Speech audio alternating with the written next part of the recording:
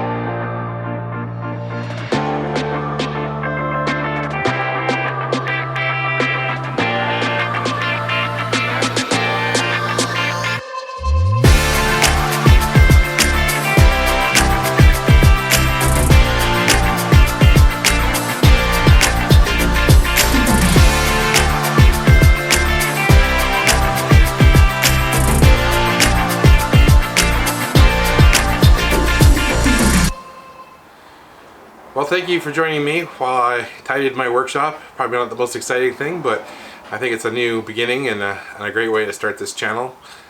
We've had lots of clients this past couple of months, and I just haven't had a chance to even get in here and do anything other than the client work.